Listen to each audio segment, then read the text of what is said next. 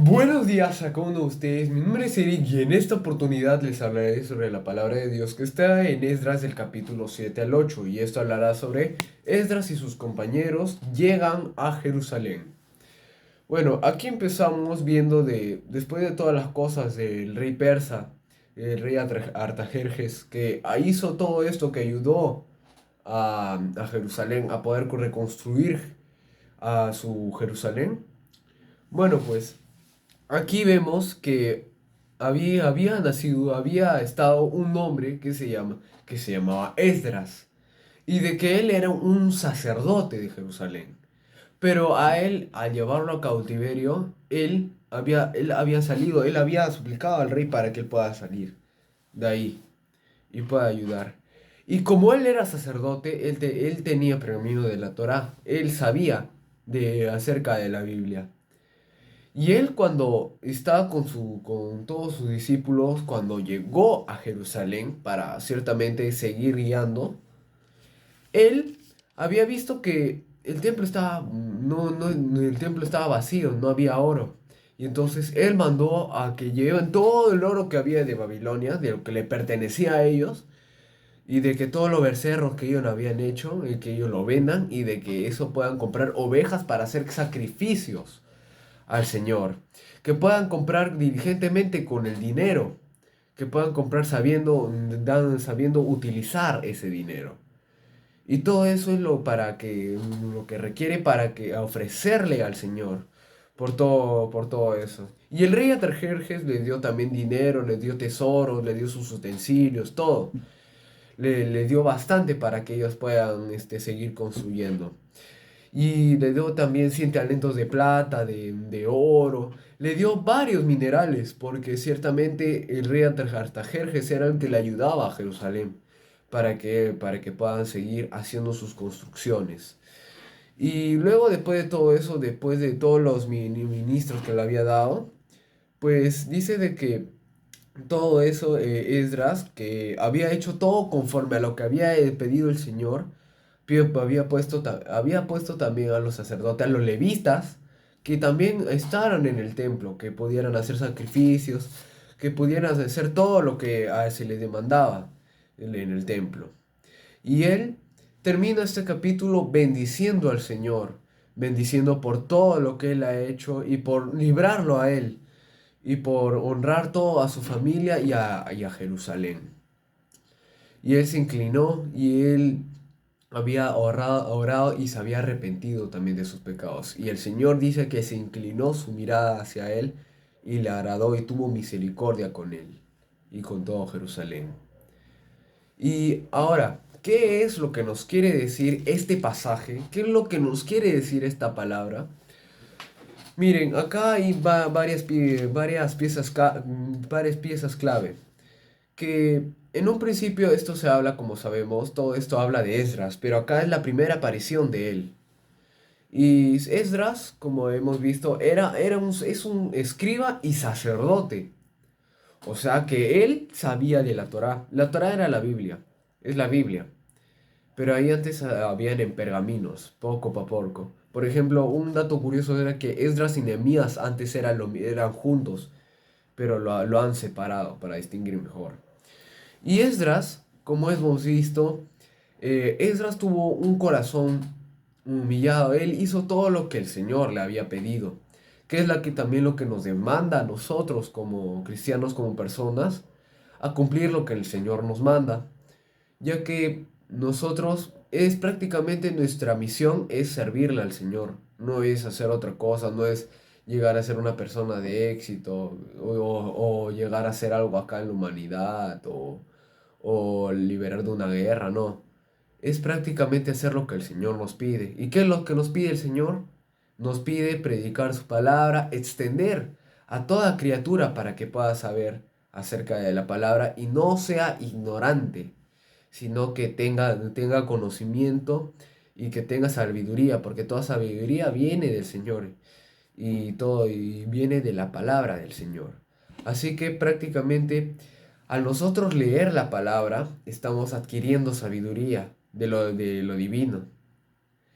Y entonces al adquirir sabiduría podemos saber qué hacer en cada situación. Y es por eso que nosotros leemos la palabra, para nosotros edificarnos, porque es una ayuda que el Señor nos da. Porque también puede ser que el Señor no nos haya dado la Biblia y de que nosotros vivamos así nomás. Y ahí sí sería muy diferente porque no tendríamos un acceso para nosotros guiarnos, para nosotros saber qué es bueno y lo que es malo. Y gracias a eso, gracias a la misericordia de Dios que tuvo con nosotros, nos dio la palabra.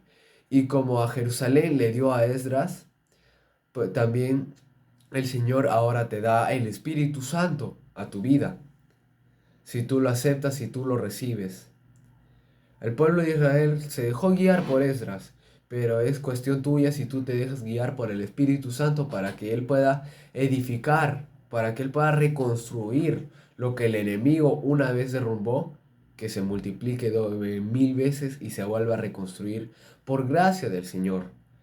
Por eso nosotros tenemos que recibir al Espíritu Santo como para que Él pueda guiar, para que Él pueda morar en nuestra vida, para que Él pueda morar en nuestro templo. Así que es cuestión de nosotros si nosotros le aceptamos a Él para que Él pueda modificar, para que Él pueda cambiar las piezas o mejorar y quitar algunas cosas, algunos aspectos de nuestra vida.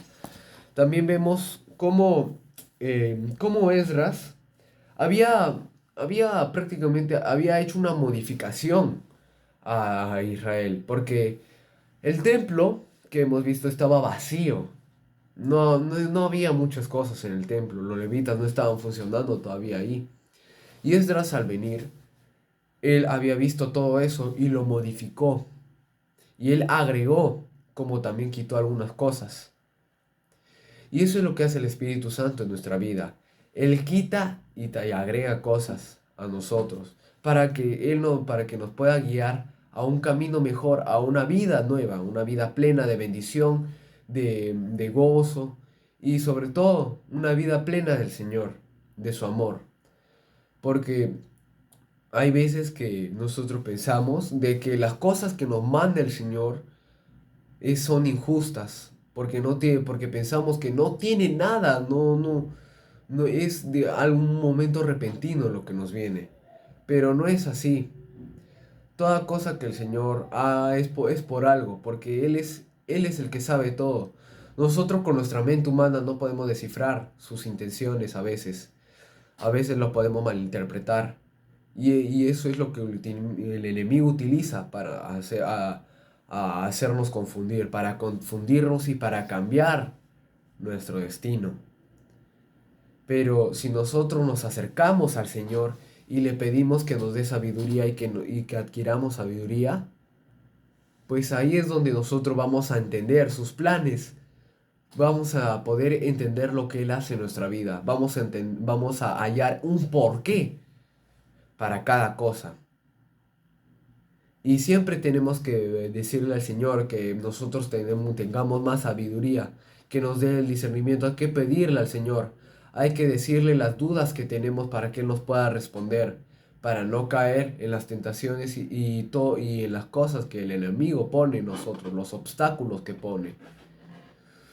Porque así, por cada obstáculo que nos ponga, puede ser que tú lo esquives uno que otro, pero va a haber un momento donde la carne se va a hacer se va a hacer más fuerte y el espíritu va a ser más débil.